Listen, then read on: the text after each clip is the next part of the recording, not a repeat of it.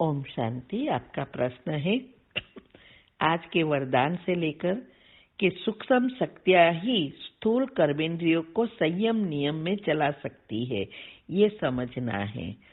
उत्तर है, आज वरदान में आया कि भिन्न भिन्न शक्तियों के आसन पर एकाग्र होकर स्वराज्य अधिकारी बनना है।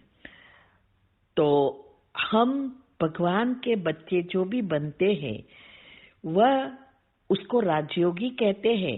राजयोगी का अर्थ ही है कि हमारी जो भी सूक्ष्म इंद्रिया है और कर्मेंद्रिया को कंट्रोल कर उसके ऊपर विजय प्राप्त कर राजा बनना, माना हमारी कर्मेंद्रियों को पहले उसके ऊपर वश करने का पुरुषार्थ करना है।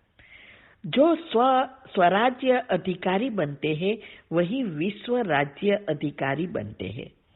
इसीलिए आज कहा कि हमारी जो सूक्ष्म शक्तियां हैं वो मन, बुद्धि और संस्कार, ये तीनों पर हमें विजय प्राप्त अगर करनी है तो हमारी एक के एक इंद्रियों,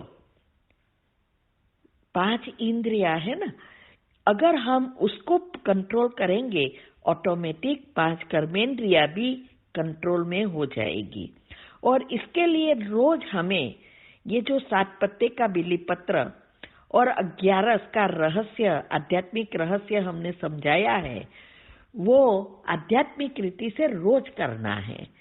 ये YouTube पर आपको डिटेल में मिलेगा, समझ भी और कैसे करना है। इससे हम नेचुरली स्वराज्य अधिकारी बन जाते हैं। मन वही करेगा, सोचेगा जो हम कहेंगे, और वही हमारी कर्मेंद्रिया वैसे ही काम करेगी। इसीलिए कहा आज कि उसके लिए जरूरी है मन को वैरायटी भोजन देना। जब तक मन चंचल है तब तक उसको अलग प्रकार के आसन चाहिए, वैरायटी भोजन चाहिए, जिसके लिए भक्ति मार्ग में भी कहा है आसन का महत्व। अगर हमें मंत्र जाप ध्यान करना है तो आसन का महत्व समझाया है। तो यहाँ भी आसन का अर्थ है आत्मा के स्थिति। तो इसके लिए स्वमान में रहना है, प्रेम स्वरूप बनना है। जितना हम स्वमान की स्थिति में स्थित रहेंगे उतनी हमारी पॉजिटिविटी बढ़ेगी। और खास यही है कि हम योग में जब बैठते हैं तो हमारी मन और बुद्धि को एकाग्र करने के लिए हमारे उस आसन को पक्का बनाना है, स्थिरता। क्योंकि हमारा योग मन और बुद्धि का है, क्योंकि परमात्मा जो निराकार है उनसे हमें कनेक्शन करके शक्तियां प्राप्त करनी है। इसीलिए शरीर में कोई भी कुछ प्रॉब्लम है, शरीर को हिलाना भी पड़े लेकिन मन बुद्धि ना हिले। और जहां एकाग्रता है वहां हमारे जो सबकॉन्शियस माइंड है वो खुलता है। जो कुछ हमें चाहिए बनना है वो उसमें जाना जरूरी है। सिर्फ सोचेंगे तो बहुत समय लगेगा, लेकिन हमारे मन बुद्धि को एकाग्र करने से डायरेक्ट चला जाएगा और तब हमारी स्थितियां इजी बन जाएगी।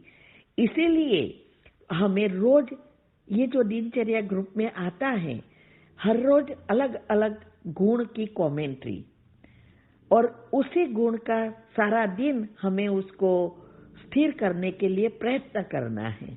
बाद में आप भले एक स्वमान में स्थित लंबा समय रहेंगे, रोज लेंगे, कोई प्रॉब्लम नहीं, क्योंकि मन बुद्धि एकाग्र होने में यूज्ड टू हो गए, ट्रेनिंग उसको मिल गई है। इसीलिए ये सारी विधि जो मैंने बताई है और युक्तियां बताई है तीव्र पुरुषार्थ ग्रुप में आती है, ये इस अवस्था को प्राप्त करने के लिए ही है। स्वराज्य अधिकारी बनने का ही पुरुषार्थ है, तभी हम विश्व राज्य अधिकारी बन सकते हैं। तो पहले हमारे खुद पर राज्य करना सीखना है। आज क्या हो रहा है? मन कुछ और कह रहा है, बुद्धि कुछ और कर रही है, मुख कुछ और कर रहा है, कर्मेंद्रिया कुछ और कर रही है। इसीलिए हम चाहते हुए भी जो चाहिए वो प्राप्त नहीं कर सकते, या ना चाहते हुए भी बुरे कर्म कर लेते हैं। तो जब तक हमारी बुद्धि शुद्ध पवित्र नहीं बनेगी तब तक ये पॉसिबल होगा ही नहीं। और तो उसके लिए जो भी विधि बताई है उसको अच्छी रीति फॉलो करेंगे तब हमारी ये अवस्था बनेगी। तब हम जो स्थिति में स्थित होना चाहे वो स्थित हो सकेंगे।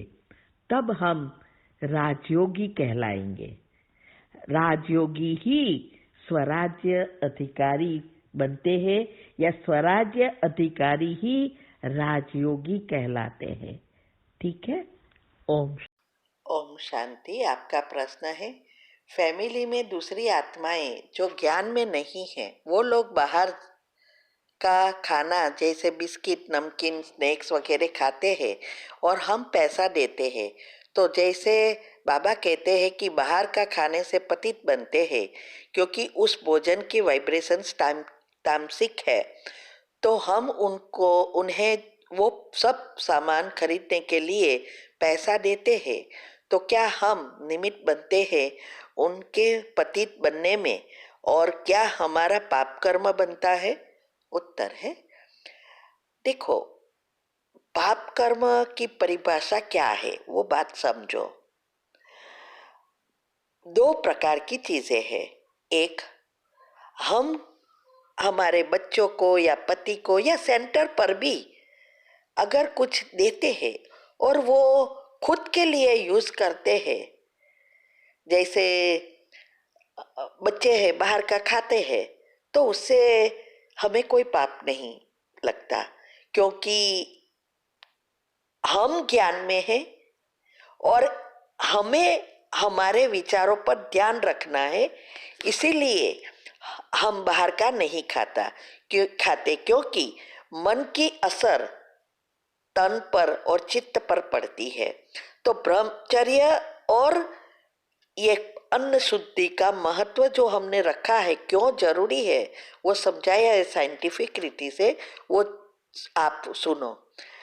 तो ये जो अनशुद्धि के कारण पतित बनते हैं, क्यों बनते हैं? क्योंकि विकार बढ़ेंगे।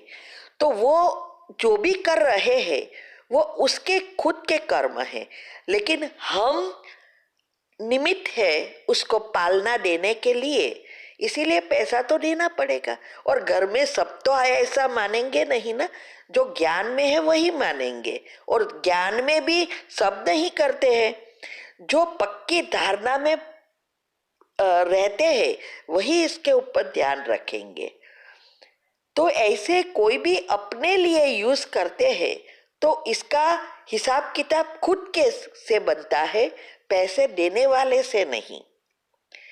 सेंटर पर भी अगर हम देते हैं तो उसमें जो अगर कोई पर्सनल यूज कर लेते हैं तो उसका खाता बनता है, हमारा नहीं।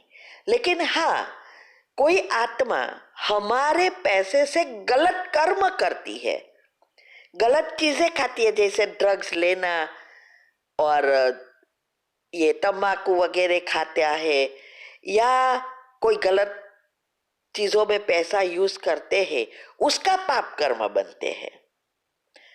तब हम थोड़ा भागीदारी बन जाते हैं, जैसे आजकल दुनिया में हो रहा है।